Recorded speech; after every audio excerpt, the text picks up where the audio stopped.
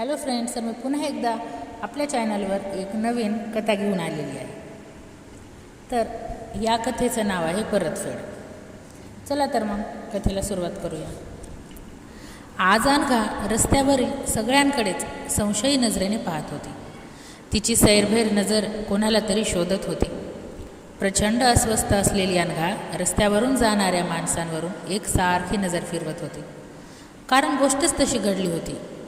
तिची नुकतीच शाळेत जाऊ लागलेली 4 वर्षाची मुलगी रिया, तिला शाळेतून कोणीतरी पळून नेलं होतं किंवा तिची तीच हरवली होती. पण गेले 3 दिवस तिचा कुठेच काहीच शोध लागत नव्हता. अनघा आणि अजय दोघेही मल्टीनॅशनल कंपनीत मोठ्या पगाराच्या नोकरीला होते. रिया हे त्यांना झालेलं पहिलं आणि लाडकं अपत्य. 2 वर्ष वर्क फ्रॉम होम केल्याने रियाला आईची आणि आईला रियाची फारच सवय झाली होती. आणि म्हणूनच ऑफलाईन काम चालू झालेलं असतानाही अनघाने रियासाठी थोडे दिवस घरूनच काम करण्याचे ठरवले होते. सकाळी लवकर उठून रियाची आवरणे, तिला शाळेसाठी तयार करणे, तिला शाळेत सोडणे आणि शाळेतून आणणे या सगळ्या गोष्टी अनघाच करायची. का कोणास ठाऊक त्या दिवशी अनघाला थोडासा उशीर झाला. अनघा शाळेत पोहोचेपर्यंत रिया कुठेतरी गायब झाली होती.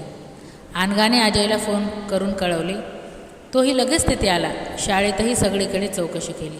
रिया कुठेच सापडत नव्हती. मात्र अनघाच्या पायाखालची जमीन सरकली. नक्की कोणी नेलं असेल रियाला? सगळ्या नातेवाईकांना, सगळ्या मैत्रिणींना फोन करून झाले, पण रियाचा कुठेच तपास लागत नव्हता.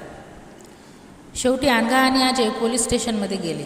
रियाचा फोटो दाखवून त्यांनी पोलिसांना हात जोडून विनंती केली, आमच्या रियाला लवकरात लवकर शोधा. पोलिसांनी त्यांची यंत्रणा लगेच फिरवली आणि तपासाला सुरुवातही केली. अनघा मात्र ती वारंवार स्वतःलाच दोष देत होती. मी उशिरा गेले नसते तर हे सगळं घडलं नसतं. आजही ती शाळेत सुटताना शाळेबाहेर उभी राहिली. तिला वाटायचं आता तरी रिया शाळेतून येईल आणि मम्मा अशी हाक मारेल. पण तिची निराशा झाली. रिया आजही कुठेच दिसली नाही. ती गाडीतून घरी निघाली. तेवढ्यात डॉक्टर प्रियंका, अनघाची मैत्रीण, तिचा अनघाला फोन आला. लवकर माझ्या हॉस्पिटलमध्ये ये, मला रियाबद्दल माहिती मिळाली आहे, आल्यावर बोलू. अनघाला दूर कुठेतरी अंधारात एखादा काजवा चमकावा अगदी तसंच वाटलं. ती लगेचच डॉक्टर प्रियंकाच्या हॉस्पिटलमध्ये पोहोचली. तिला समोरच एक बाई दिसली. त्या बाईला पाहून अनघाचा राग अनावर झाला.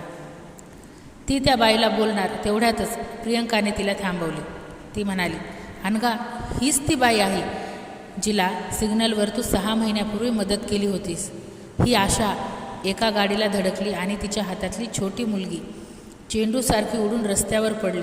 त्यावेळी रक्तबंबाळ झालेल्या तिच्या मुलीला आणि तिला तूच माझ्या हॉस्पिटलमध्ये घेऊन आली होतीस ना?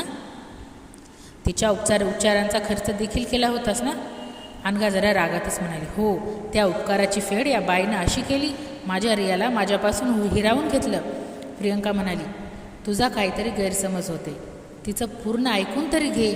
शेवटी अनघा राग आवरत त्या बाईशी बोलू लागली. आशा म्हणजेच ती बाई म्हणाली, ताईसाहेब, इथेच या शहराबाहेर असलेल्या बकाल वस्तीत मी राहते. नवरा 24 तास दारू पिऊन घरात पडलेला असतो. ही एवढीशी पोर घेऊन मी कुठं काम करणार? म्हणून सिग्नलला उभी राहून काही मिळेल ते खाते.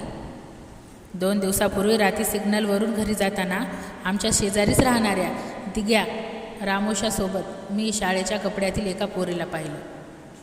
मला माहीत नव्हतं ती पोरगी कोण आहे, पण काल आणि आज पण तुम्हाला एकटीलाच पाहिलं. तुमची नजर कोणाला तरी शोधत होती.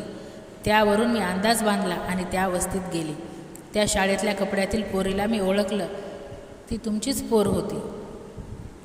त्या दिग्याला कसली ओळख न देता मी माघारी फिरली आणि तडक इथे निघून आले. ताईसाहेब, तो दिग्या लय डेंजर माणूस आहे. त्याच्यापासून तुमच्या पोरीला लवकर वाचवा.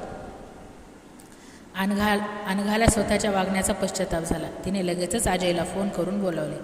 पोलिसांनाही कळवले. पोलीस म्हणाले, तुम्ही तेथे लगेच जायची घाई करू नका. आम्ही तुमच्या रियाला त्या दिग्याच्या तावडीतून सुखरूप सोडू. तो दिग्या आमच्या तावडीतून सुटता कामा नये. अजय आणि अनघाला रिया कधी दिसेल असे झाले होते, पण पोलिसांनी सांगितल्यामुळे ते लांबच पण वस्ती दिसेल अशा ठिकाणी थांबले. तेवढ्यात फाटकी साडी नेसलेली एक बाई त्यांच्या गाडीसमोर त्या वस्तीत शिरली. त्या बाईच्या पाठोपाठ 2-3 पुरुषही त्या वस्तीत शिरले. अनघाला मात्र आता खूप भीती वाटायला लागली होती. आता हे काय नवीन, ही लोक कोण आहेत? पण अजयने तिला धीर दिला. थोडं थांब, पोलिसांवर विश्वास ठेव, ते नक्की आपल्या रियाला सोडवतील, असं म्हणून अजयने अनघाला जवळ घेतले. थोड्याच वेळात ती फाटकी साडी नेसलेली बाई दिग्याच्या घराजवळ पोहोचली. तिथे पोहोचताच तिला शाळेच्या कपड्यातील रिया दिसली. त्या बाईने उगाच कुरापत काढून दिग्याशी भांडायला सुरुवात केली. दिग्याही तिच्याशी तावातावात भांडत होता. त्या दोघांच्या आत चांगलंच भांडण जुंपलं. त्याचाच फायदा घेत त्या बाईच्या मागे आलेले 2-3 पुरुष मध्ये घडले आणि त्यांनी दिग्याला पकडलं. त्या फाटक्या साडीवाल्या बाईने पटकन रियाला सोडवलं. रिया खूप घाबरली होती. हे सगळं तिच्या आकलन शक्तीच्या पलीकडचं होतं. अजय आणि अनघाच्या आता सारं काही लक्षात आलं की ती फाटक्या साडीतली बाई, तिच्या मागे जाणारी 2-3 पुरुष हे दुसरे तिसरे कोणी नसून ते पोलीसच होते.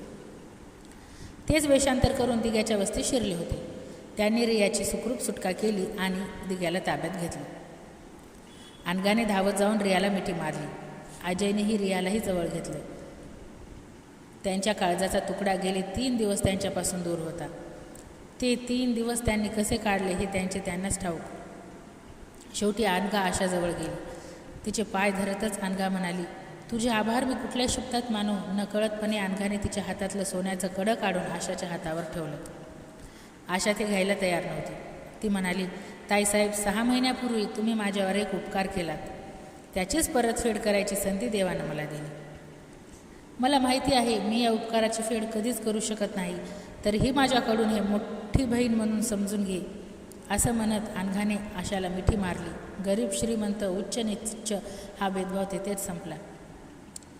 दिग्यासारख्या अट्टल गुन्हेगाराला पकडून दिल्याबद्दल आशाला सरकारातर्फे बक्षीस देण्यात आले. अजयने पुढाकार घेऊन आशाच्या नवऱ्याला व्यसनमुक्ती केंद्रात दाखल केले. अनघानेही बंगल्याबाहेर नोकरांसाठी काढलेल्या खोलीत आशाला राहायला जागा दिली आणि तिला घरकामाला ठेवून घेतली. अजय आणि अनघाला त्यांची रिया मिळाली. त्याचबरोबर आशाच्या कुटुंबाला एक नवं आयुष्य मिळालं.